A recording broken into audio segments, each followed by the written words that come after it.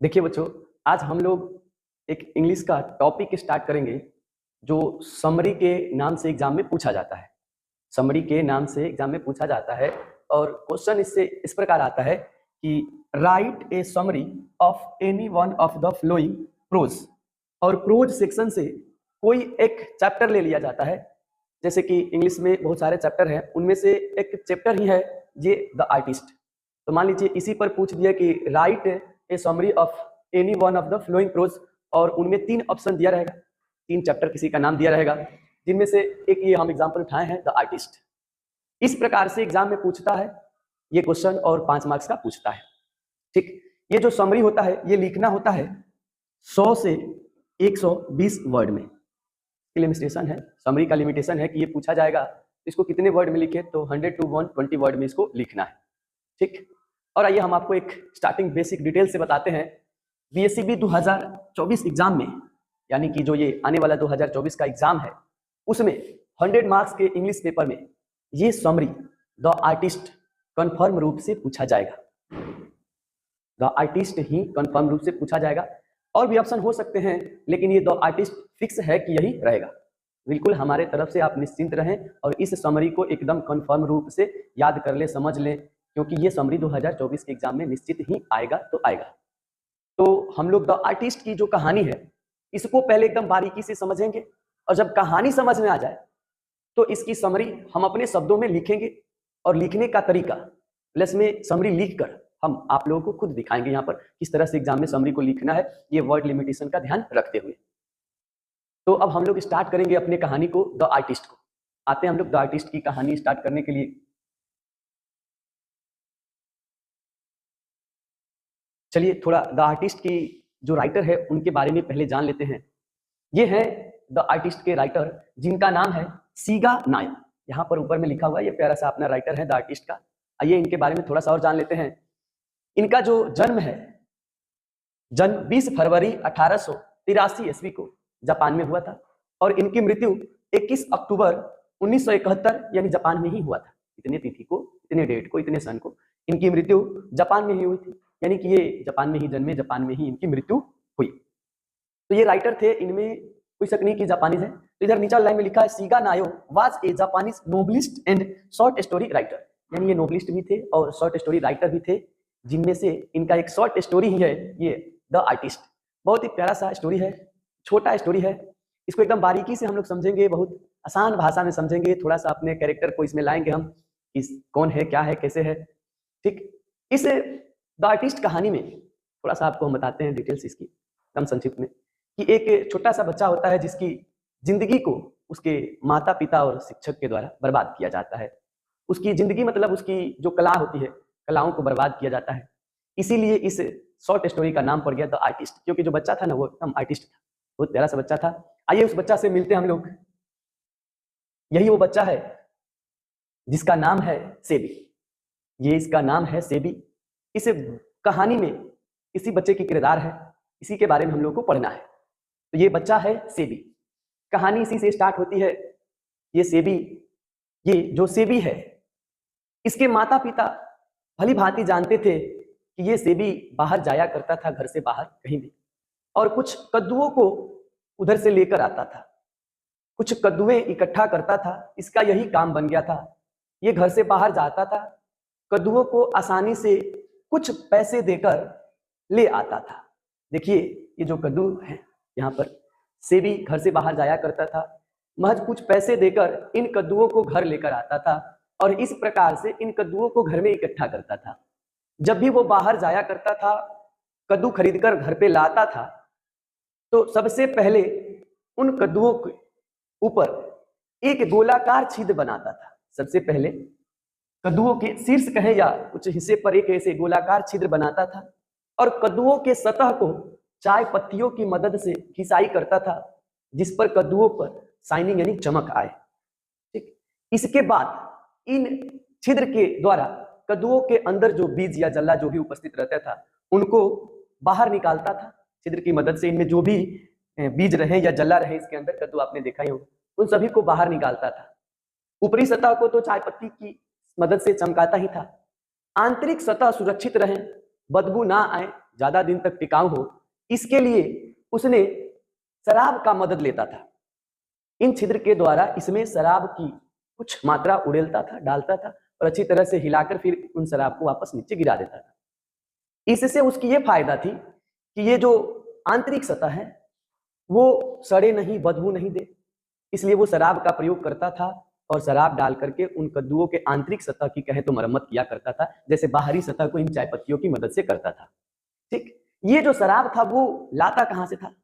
तो इसके जो पिताजी थे, सेबी के पिताजी, वो थोड़ा ये थे,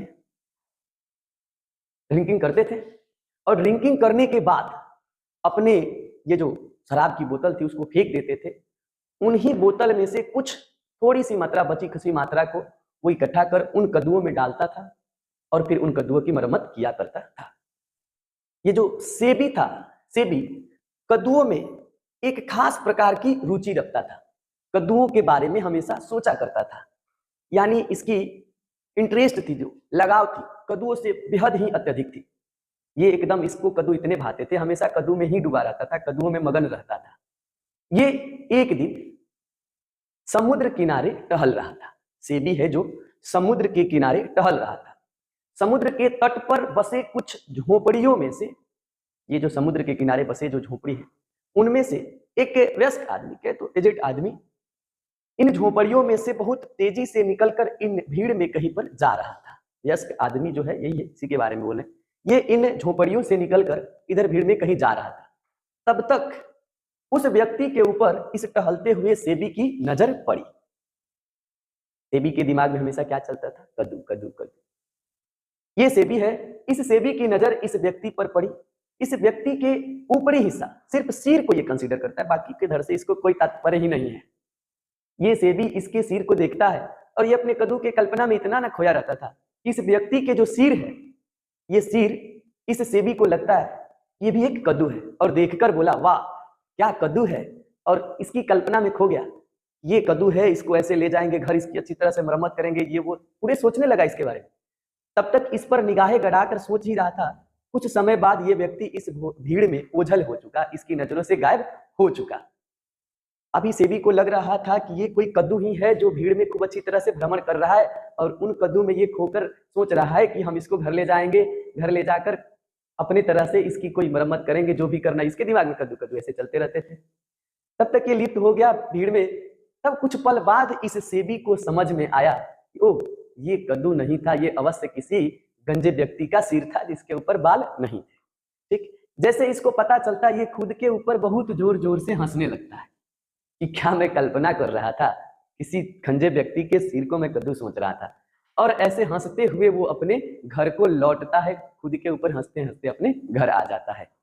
घर आता है, उसके बाद ये जब भी कभी घर से बाहर जाया करता था, खास करके उन सब्जियों या फलों के दुकान के पास से होकर जब भी ये गुजरा करता था, इसकी आंखें उन सब्जियों पर टिक जाती थी और कुछ पल के लिए वो उन दुकान के नजदीक, उन दुकान के पास खड़ा हो जाता था और उन पर निगाहें गिराकर, निगाहें टिकाकर देखते रहता था और कल्पना करते रहता था क्या बहुमूल्य फल है, क्या बहुमूल्य ये सब्जी है, जो भी है। इसकी लगाव इस प्रकार से बढ़ती गई थी और ये हमेशा इस प्रकार की गतिविधियां करता था, जहां जाता कद्दुओं के ही मगन में खोया रहता था। आइए और सेबी के बारे में आगे जानते हैं। ये जो सेबी है, सेबी एक 12 वर्ष का लड़का है, यानी कि इस कहानी में इसकी उम्र की चर्चा है। और उम्र कितनी बताई जा रही है, याद रखिएगा 12 वर्ष की। इस लड़का का नाम है सेबी, इसकी उम्र कितनी है? 12 वर्ष। 12 वर्ष का लड़का था, प्राइमरी विद्यालय में पढ़ता था। प्राइमरी विद्यालय में विद्यालय की छुट्टी होने के बाद, विद्यालय की छुट्टी होने की बाद अन्य विद्यार्थियों की तरह खेलने के लिए नहीं जाता। ये सेबी है अकेला सा अपना, इस बाकी के सभी अन्य विद्यार्थी। जो ये सेबी है, छुट्टी के बाद अन्य विद्यार्थियों की तरह खेलने नहीं जाया करता था। जैसे छुट्टी हो या अपना रूट अलग चेंज करता था और ये कद्दुओं की तलाश में निकल जाता था। ये अकेले होकर ये किसके तलाश में चलता? कद्दू के तलाश में। कद्दू कहीं से प्राप्त करता और उन कद्दुओं को अपने घर लेकर आता और अपने लिविंग रूम में, अपने सोने वाले कक्षा में जाता और ऐसे पलस्तनी लगा करके बैठ जाता था। इस प्रकार से बैठ जाता एक कोने में। इसके बाद इन कद्दुओं पर अपना काम स्टार्ट करता। जो कद्दू लेकर आता था घर के बाहर से, उन कद्दुओं पर ये काम करना स्टार्ट करता था। काम करता था, जैसे बताए थे कि उसको लाना, चाय पत्ती की ऊपरी सतह चमकाना, चाय पत्ती की मदद से एक छिद्र करना, बीज निकालना, उसमें शराब उलेलना, और फिर शराब उलेलने के बाद उसको आंतरिक सतह को धोने के बाद जो उसके काटे हुए सतह था उसको एक लकड़ी के ठेपी से बंद कर देता था।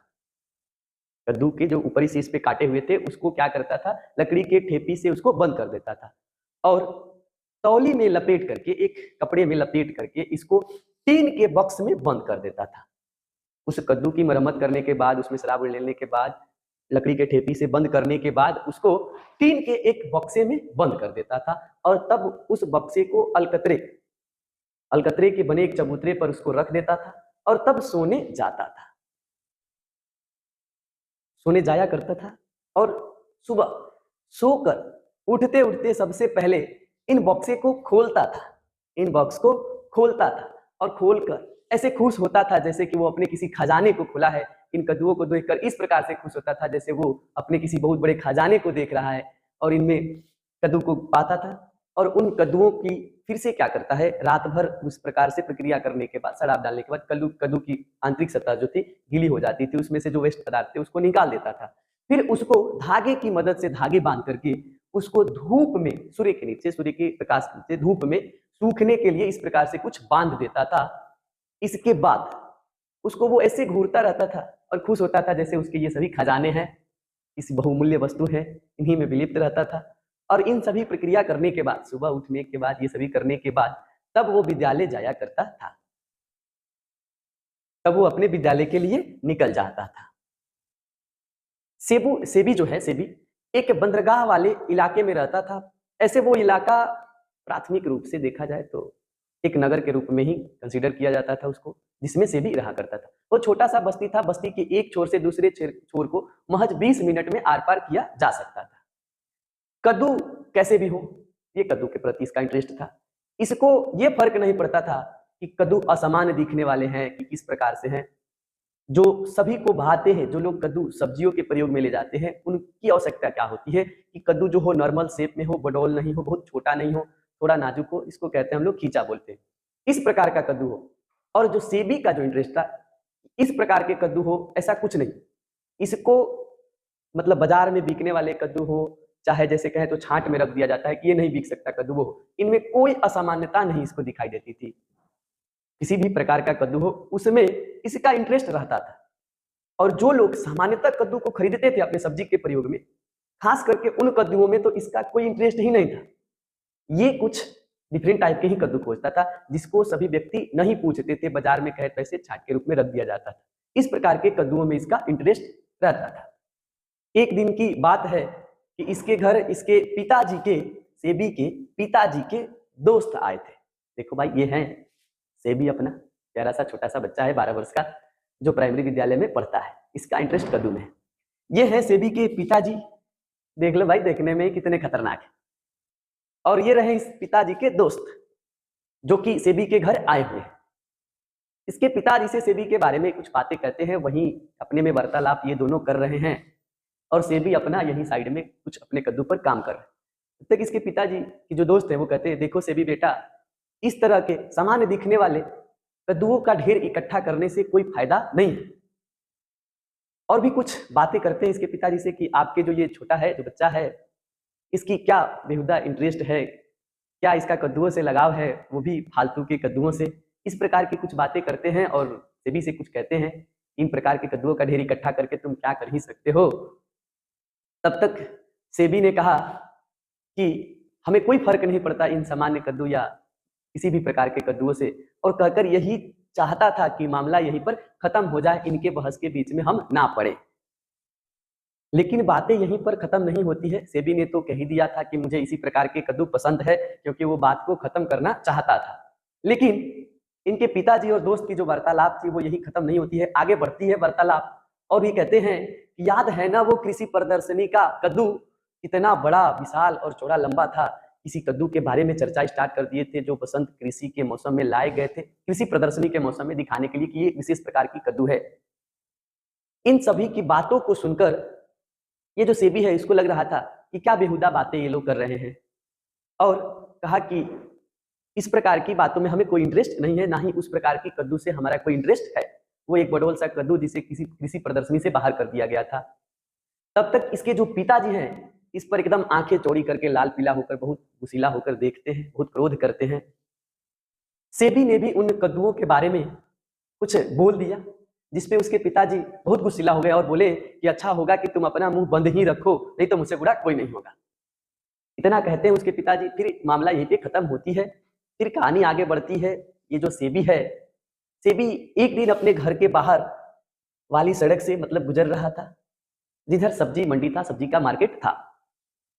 सेबी एक बुजुर्ग महिला के पास पहुंचे जो कुछ इस प्रकार की सब्जियां बेच रही थी। ये है बुजुर्ग महिला जो सब्जियां बेच रही है, और सब्जियों में कुछ खास करके फल ओल ही रखी थी, खजूर वजूर ये जो थे फल। तब तक सेबी को एक कद्दू पर नजर पड़ा, जो एक विशेष प्रकार का कद्दू था जिसकी लगभग लंबाई 5 इंच थी। ठीक, ये जो सेबी था, इन महिला की जो ये दुकान है फ्रंट साइड, एक बैक साइड में कुछ लोग फल लटका कर रखता है इस प्रकार से। उधर के हिस्से में देखा कि बहुत सारे कद्दू इधर लटकाए गए थे।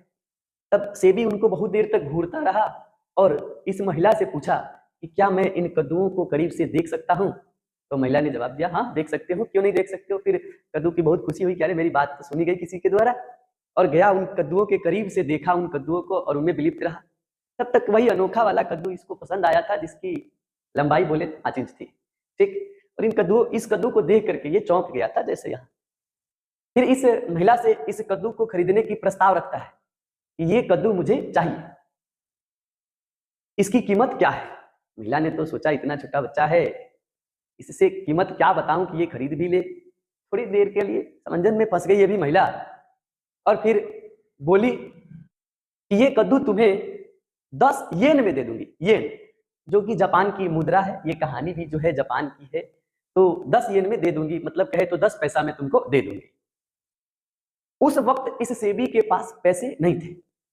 फिर बुढ़िया के पास, बुढ़िया औरत जो ये सब्जी बेच रही थी, इसके पास ये प्रस्ताव रखता है कि आप इस कद्दू को संभाल कर रखिएगा, मैं अपने घर जाता हूँ, पैसा लेकर आता हूँ, फिर हम इस कद्दू को ले जाएंगे। और इसको बुढ़िया को बहुत अच्छे से समझाया कि तुम कद्दू किसी को देना मत, हम जरूर अवश्य ही पैसे लेकर आएंगे, इसको हम ही लेकर जाएंगे। फिर गया बहुत तेजी से घर, और घर से अपने कद्दू को लेकर पैसा लेकर आया और इस कद्दू को अपने घर लेकर गया। ये कद्दू इसको इतने भा गए थे कि जब से ये कद्दू खरीदा था, इस कद्दू से कभी अलग ही नहीं हुआ। इस कद्दू से सेबी कभी अलग ही नहीं हुआ। इस कद्दू को अपने घर ले जाता है। घर ले जाने के बाद इसकी कुछ मरम्मत करता है, जिस प्रकार से इसकी काम है, इसको ले जाओ, सबसे पहले इसकी ऊपरी सतह को चमकाओ, फिर एक छेद करो, इसमें से बीज जल्ला निकालो, शराब डालो, धूप में सुखाओ, ये सब काम ही करता था। इसके बाद भी इस पे वर्क करता था। इस कद्दू की कुछ वर्क हो गई थी, तब तक इस कद्दू की वर्क बाकी थी। ये इसको विद्यालय लेकर पहुंच गया। विद्यालय में सभी बच्चे बैठकर पढ़ रहे थे, और उन्हीं बीच में ये जो सेबी था इस कद्दू पर अपना काम स्टार्ट कर दिया था। देखो, ये विद्यालय में अपने डेस्क पे ये कद्दू पे काम कर रहा था, यहाँ भी ये जो है कद्दू पे ही काम कर रहा था। तब तक एक टीचर जो जापान के ही थे, विद्यालय से कुछ दूरी पे रहते थे, विद्यालय आते थे, ये टीचर हैं। टीचर की भी चर्चा है, इनमें भूमिका है। ये टीचर की नजर पड़ी इस कद्दू पर और कद्दू पे काम करते हुए सेबी पर। सेबी को इन्होंने पकड़ लिया इस प्रकार की काम करते हुए। सेबी को टीचर ने पकड़ लिया और उस पर बहुत क्रोधित हुए और बोले कि ये क्या बेहुदा वर्क है कद्दू के साथ। हालांकि टीचर पढ़ाई के अलावा किसी अन्य गतिविधियों पर क्रोधित नहीं होते थे। वो गतिविधियां अगर म्यूजिक हो, डांस हो, चाहे कुछ अन्य प्रकार की गतिविधियां, उस पर क्रोधित नहीं होते थे। लेकिन ये जो गतिविधियां थी कद्दू पर काम करने वाला, ये बिल्कुल हटके ही था सारी गतिविधियों से। उन्होंने ऐसा कभी नहीं देखा था कि किसी बच्चे को बेकार की कद्दू पर वर्क करते हुए। इनको इस प्रकार की जो वर्क था वो बेकार बेहुदा लगा। बहुत क्रोधित हुए, इस बच्चे को पकड़ लिए और उस कद्दू को छीने, उसके हाथ से उससे अलग किए कद्दू को, और बहुत गुस्साए हुए गए गेट से बाहर, और जो चपरासी एक पियून खड़ा था उसको वो कद्दू पकड़ा दिए। फिर क्लास में आए, क्लास की समाप्ति होती है, छुट्टी होती है। ये शिक्षक महोदय थे, ये जो बहुत गुस्साए थे, इसके घर भी पहुंच जाते हैं इसका कंप्लेन लेकर घर जाते हैं। छुट्टी के बाद ही विद्यार्थी जो सेबी था वो भी अपने घर जा चुका था। शिक्षक भी इसके घर आते हैं। शिक्षक जब घर आते हैं तो घर पे ये जो सेबी था उसके पिताजी नहीं होते थे, उनकी माता थी, सेबी की मम्मी थी कहे तो। अब उनसे इस प्रकार की गतिविधियों को सुनाते हैं कि देखिए आपका बच्चा विद्यालय में पढ़ाई नहीं करता है, हालांकि एक प्रकार की बेहुदा हरकत करते हुए पकड़ा गया है, और सारी गतिविधियां बताएं किस प्रकार का काम करता है। और तब तक सेबी भी वहीं बगल में कहीं खड़ा था। सेबी अपने आप को छिपाना चाहता था कि हम शिक्षक के नजरों से जितना हो सके बच जाए, किसी कॉर्नर में कोना में अपने आप को छिपाता था। शिक्षक उसकी माँ से बहुत सारे कंप्लेन करते हैं, उसकी माँ भी कुछ अपने शब्दों में बड़बड़ाती है, जैसे कि हाँ ये है ही ऐसा बेहुदा, ये नालायक, ऐसे वैसे कुछ कहती है इस प्रकार से। इसके बाद जो सेबी था उसको अपने आप को छिपाने की चिंता तो थी ही कि मैं भी अभी नजर आऊं तो फिर शिक्षक से मुझे पड़ेगी डांट, तो अपने आप को बचाने की कोशिश कर रहा था। और साथ ही साथ ये जो एक काम करता था, धूप में जो सुखाता था ये सारे कद्दू को बांधकर, वो घर के बाहर ही थे सूर्य की रोशनी में सुखाने के लिए। तब तक सेबी के दिमाग में ये भी चलता था कि खैर मेरा तो छोड़ो, मेरे को देख लेंगे फिर से डांटेंगे, ऐसा ना हो कि इनका नजर कहीं उस कद्दू पर पड़ जाए, तब तो सबका सत्यानाश हो जाएगा। जैसे ये इसको डर हो गया था ना कि एक कद्दू इसके छीनकर चले गए, इससे दूर हो गए, तो बाकी के कद्दुओं पर अगर नजर पड़े तो ये शिक्षक महोदय इनको भी हटवा दे, यहाँ से हमसे दूर करवा दे। तो सेबी को अपने से खुद से ज्यादा उस कद्दू की चिंता थी कि ये कद्दू कहीं हमसे अलग ना हो जाए। ठीक इस प्रकार से शिक्षक महोदय कंप्लेन करते हैं इसकी माँ से, ये अपने दिमाग में इसके कुछ और ही चलते रहता था, ये खुद को भी बचाना है, कद्दू को भी बचाना है शिक्षक के नजरों से। इसके चले जाने के बाद इनकी माता जी थे, सेबी के मम्मी जो थी, वो अपने शब्दों में अब इस पे डांटना बरसना शुरू करती हैं। तब तक कुछ समय के बाद इसके पिताजी घर वापस आते हैं। शाम की समय हो गई थी, इसके पिताजी घर आते हैं। देखिए ये जो सेबी है अपने आप को छिपाया था, मायूस हो गया था, और इस कद्दू को भी जो लटकाया था उसको भी चाहता था कि ये छिप जाए। इसके पिताजी एक बढ़ई के दुकान पर, कारपेंटर की दुकान पर काम करते थे मजदूरी का। वो शाम के समय जब घर लौटे तो इसकी जो मम्मी थी इन सभी गतिविधियों के बारे में बताई कि शिक्षक के द्वारा ऐसा कंप्लेन आया था, ये बोल रहे थे इस प्रकार का अलग इंटरेस्ट है, पढ़ाई लिखाई नहीं करता है। तब तक इसके पिताजी पूरे गुस्सा हो गए। शिक्षक के नजरों से तो ये खुद को बचा लिया, कद्दू को भी बचा लिया, लेकिन अब बारी आती है इसके पिताजी की। पिताजी इसको भी भली भांति जानते हैं घर में कौन कहाँ है, किस पोजीशन पे है, कहाँ रहता है, कहाँ उसकी स्थान है, और इसकी जो सामग्री है वो कहाँ रहती थी, कहाँ है। पिताजी इसको गुस्सा हुए और एक हथौड़ी उठाए जिससे ये बढ़ई का काम करते थे, और इसके सारे कद्दुओं को तोड़ डाले हथौड़ी से। ये जो कद्दू थे बाहर धूप में लटकाए हुए थे, फिर इसके जो कद्दू पे इसने वर्क कर दिया था, कुछ घर के अंदर सुरक्षित करके इकट्ठा करके रखा था, सारे कद्दुओं को एक लाइन से हथौड़ी के मदद से तोड़ दिए और इसकी भी व्यवस्था की। मतलब कहे तो इसकी जितने भी अभी तक की क्रियाकलाप थी, कद्दुओं के ऊपर वर्क था, इसका मनोबल था, सारा कद्दू के साथ साथ सब तोड़ दिया गया। से भी उस समय बहुत ही उदास हुआ और उसकी जो मानसिक स्थिति थी वो अपने आप को बहुत डेमोलाइज समझा, वो अपने आप को बहुत ही थोड़ हो गया। उसकी जो उदासी थी बहुत ही बेहद गिर चुकी थी।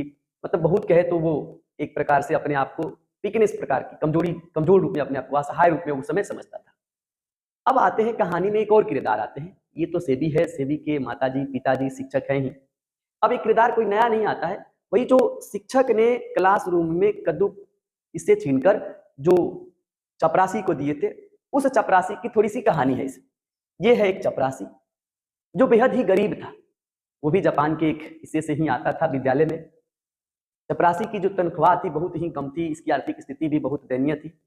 एक बार की बात है कि इसके घर दयनीय स्थिति इतनी बिगड़ गई थी कि इसके पास कुछ भी नहीं था। इसकी आर्थिक स्थिति इतनी गड़बड़ी हो गई थी, इसकी आर्थिक स्थिति इतनी गड़बड़ हो गई थी कि अब ये कोई सामग्री ढूंढ रहा था। पहले से ही तो ये एकदम गरीब था कि कोई सामग्री भी हो तो उसे हम बाजार में बेच आए ताकि हमें कुछ पैसा मिले जिससे हम अपना जीवन यापन करें।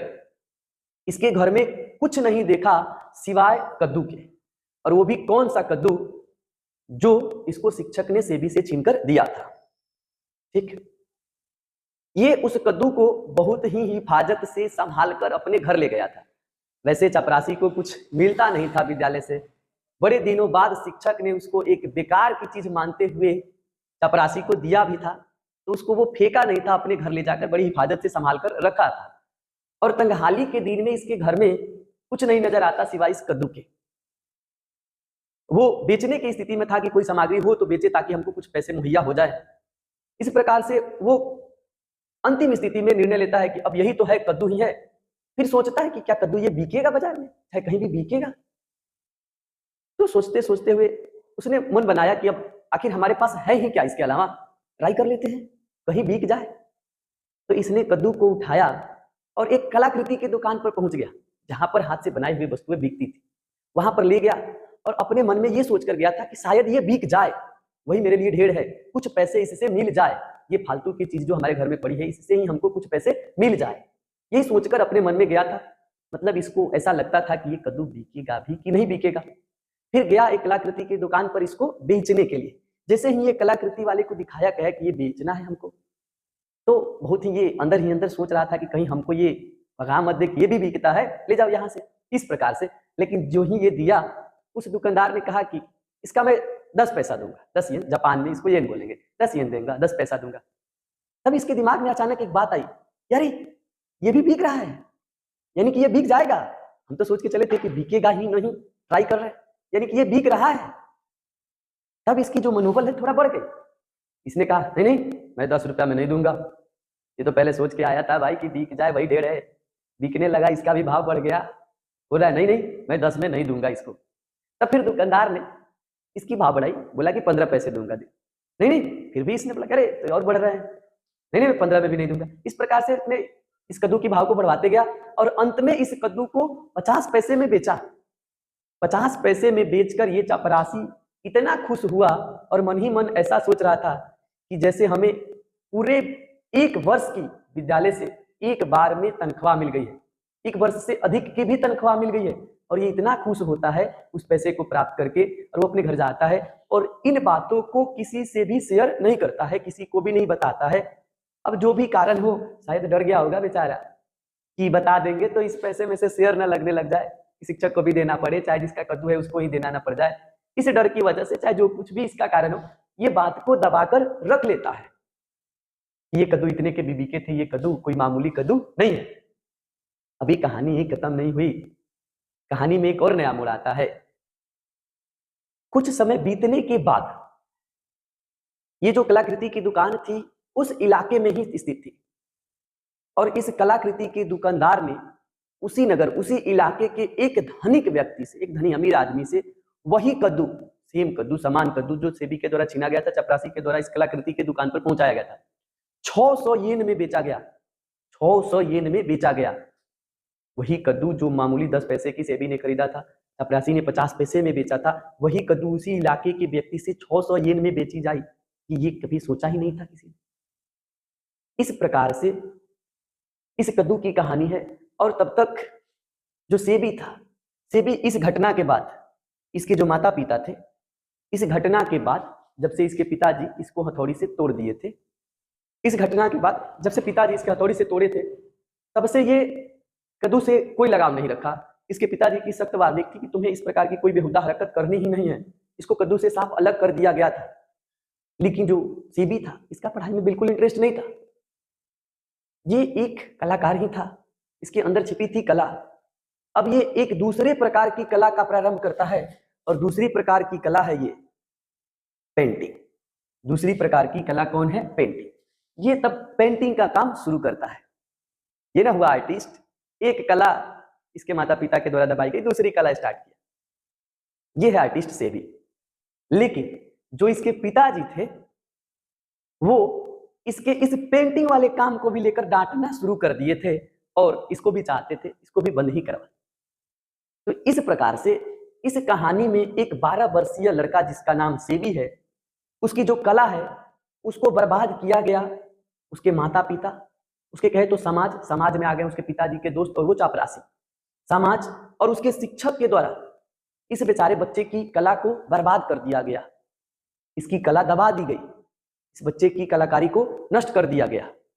और इस प्रकार से इस कहानी का एक दुखद अंत होता है कि किसी छोटे से बच्चे की। आइए अब हम देखेंगे कि ये जो द आर्टिस्ट कहानी था, इस कहानी का समरी हम किस प्रकार से लिखेंगे। समरी लिखने के लिए ही एग्जाम में आता है, और इससे रिलेटेड जो भी क्वेश्चन आए, अब आपके दिमाग में ये कहानी छप जाएगी। इस कहानी से फिल इन द ब्लैंक्स आए, ऑब्जेक्टिव क्वेश्चन आए, जो भी आए, शॉर्ट आंसर क्वेश्चन आए, आप कर सकते हैं आसानी से। हम यहाँ सिखाएंगे आपको समरी कैसे लिखेंगे। ठीक, तो पहले स्टेटमेंट पढ़ते हैं। यहाँ पर हम लिखा हुआ ये लाए हैं, आप चाहें तो इसको एक बार पढ़कर समझ ले, 1-2 बार पढ़ ले, राइटिंग कर ले, लिख ले, बस आसान भाषा में एकदम आपको याद हो जाएगा, परीक्षा तक याद रहेगा, क्योंकि कहानी तो आपके अब दिमाग में छप गई होगी। The artist is a very fine short story written by Japanese writer सीगा नायो। राइटर के बारे में पहले ही बताए थे, याद रखना है। पहला लाइन बहुत ही आसानी है कि the artist is very fine short story. जो द आर्टिस्ट है बहुत छोटा सा ही कहानी है और शॉर्ट स्टोरी अच्छा कहानी है, जो किसके द्वारा लिखी गई है, जापानीज राइटर के द्वारा, जिनका नाम है सीगा नायो। यानी द आर्टिस्ट एक बहुत ही अच्छी और छोटी कहानी है जो जापानीज राइटर सीगा नायो के द्वारा लिखी गई। पहला लाइन में कहानी के राइटर के बारे में इंट्रोडक्शन। अब आते हैं दूसरे का line. It shows a world in which A talent of 12 years old boy named SEBI is damaged by his father and his teacher. ठीक, इसका अर्थ समझते हैं। इट शो मतलब ये जो कहानी है द आर्टिस्ट, ये शो करती है, ये दिखाती है ए वर्ल्ड एक ऐसी दुनिया को इन विच जिसमें a talent of 12 year old boy एक 12 वर्षीय लड़के जिसका नाम है, इधर लिखा गया नेम्ड सेबी, जिसका नाम सेबी है, उसको डैमेज किया जाता है, इज डैमेज्ड, उसको बर्बाद किया जाता है, उसको डैमेज किया जाता है। अब किसके द्वारा भाई, बाई मतलब द्वारा, किसके द्वारा, his father and his teacher, मतलब उसके फादर और उसके टीचर के द्वारा एक 12 वर्षीय लड़के जिसका नाम सेबी है, उसके जिंदगी को बर्बाद किया जाता है, डैमेज किया जाता है। आते नेक्स्ट लाइन देखते हैं यहां पर, ये तीसरा line. Sebi has an art of making rare things out of gods. Sebi has मतलब सेबी रखता है, सेबी के पास है, क्या है भाई, एन आर्ट एक कला है, of making rare thing, rare मतलब होता है विरल चीज, रियल थिंग बनाने की कला है। Sebi has an art of making rare thing, तो सेबी के पास एक विरल चीज बनाने की कला है। आउट ऑफ गॉड्स मतलब किससे बनाने, रियर थिंग्स जो है वो विरल चीज किससे बना लेता है, आउट ऑफ गॉड्स। गॉड्स का मतलब होता है कद्दू, यहां पर लिखा है वो गॉड्स की मदद से रियर थिंग विरल वस्तुओं को बनाने की कला रखता है, कौन, सेबी। तीसरा लाइन कंप्लीट है, बहुत आसान है, से कहानी में बताए थे। चौथे लाइन पर आते हैं। दीज रेयर थिंग्स मतलब ये जो विरल चीजें बनाता था वो, these rare things which are generally sold in curio shop, curio shop कलाकृति की दुकान पर, विच आर जनरली सोल्ड मतलब जो सामान्यतः बेचे जाते हैं कलाकृति के दुकानों पर, मतलब जो सेबी है कद्दू बनाता है, कद्दू से जो रेयर थिंग बनाता है वो रेयर थिंग मतलब विरल चीजें कहां बेची जाती है, कलाकृति के दुकानों पर। आर प्राइसलेस बेची भी जाती है और कैसे, बहुमूल्य बेची जाती है, प्राइसलेस है, बहुमूल्य चीजें हैं। नेक्स्ट लाइन देखते हैं। SEBI is strongly interested in his work. SEBI जो था बहुत रुचिपूर्ण तरीके से अपने काम में इंटरेस्ट रखता था, बहुत दृढ़ था अपने काम के प्रति, बहुत बढ़िया बात है।